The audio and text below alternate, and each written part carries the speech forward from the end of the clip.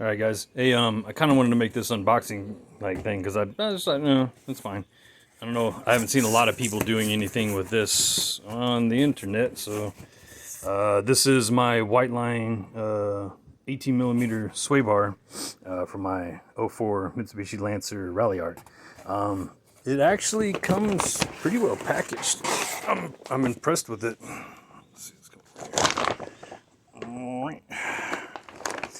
So they padded it. You can see in there, pretty good stuff. They've got all, I think, all the hardware is in there as well as instructions.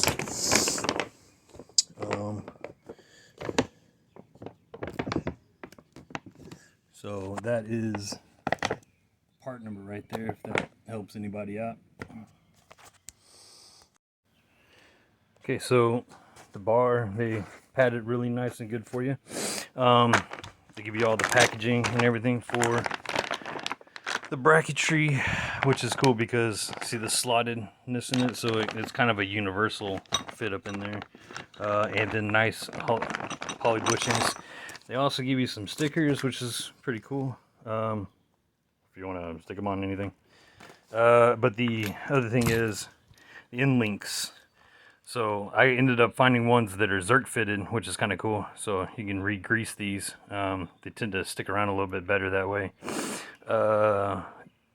Also,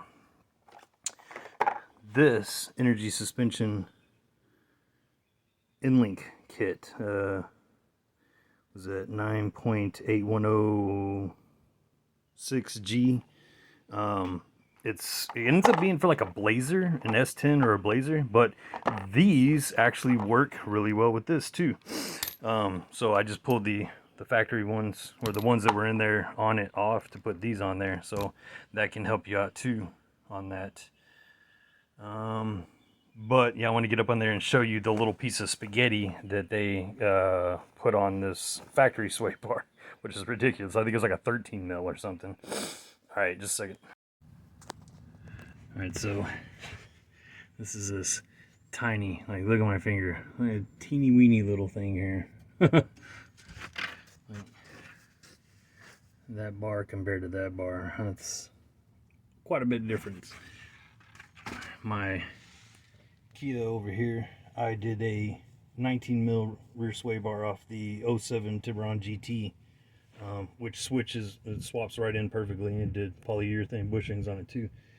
And that could handle pretty quick. I've got H&R springs up there, if you can, I don't know if you can see up in there. Let's see. I don't know if you can see that, actually, the blue in there. I got a nice H&R springs, which were really, really good. Okay, back to this. Some food for thought on these universal kits. It's really, I don't know if it's, can you see on there? See how that has that curve? Well, the screws for the bracketry aren't going to fit. I mean, so because they have this lip on them, if you, let's see, well, as you're tightening the screw down, you're coming into contact with that lip. It's gonna be like not wanting to seat all the way.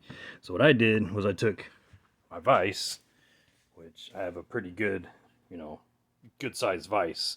I can't remember if it's 8 or a 12 inch or whatever, but it's a heavy duty vise. Went ahead and popped this bad boy in there, torqued it down real good, and kind of get a bend in it because it's bent the other way. So you kind of need to get it to flatten out a little bit more. And then what I did is I took my cutoff wheel, and if you can see, I went ahead and ground that inside where that screw is going to sit flush.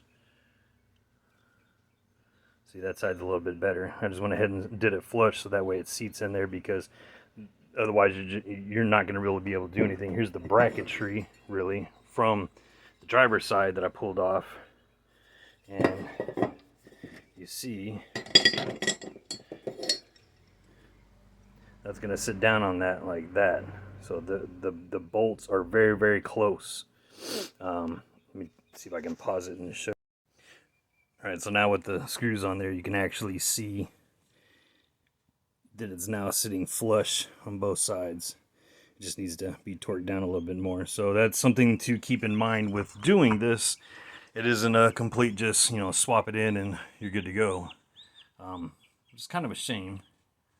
I will say this, on the Kia, on my '07 Kia Spectra, when I did that Tiburon GT 19 mil sway bar swap, everything bolted in because I didn't need all this. I just got actually poly bushings to replace the factory bushings in that GT.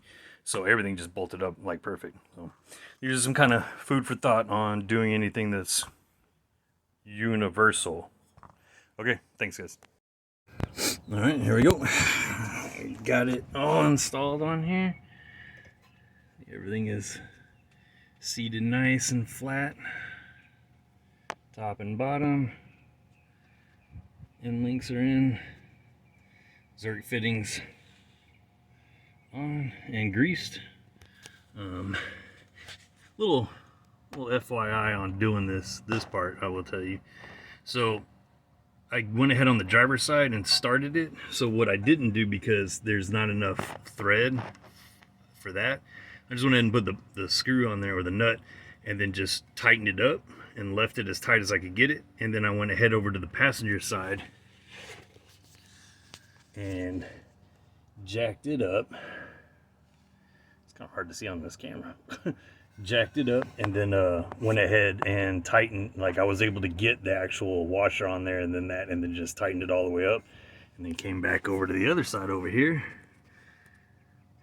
and there was plenty of room because the tension was on the bar holding it down on the passenger side. So then I went ahead and put the washer in there and then bolted it in, so everything's good to go. It's kind of a little FYI on doing that. I'm curious to see how this feels now. We'll find out.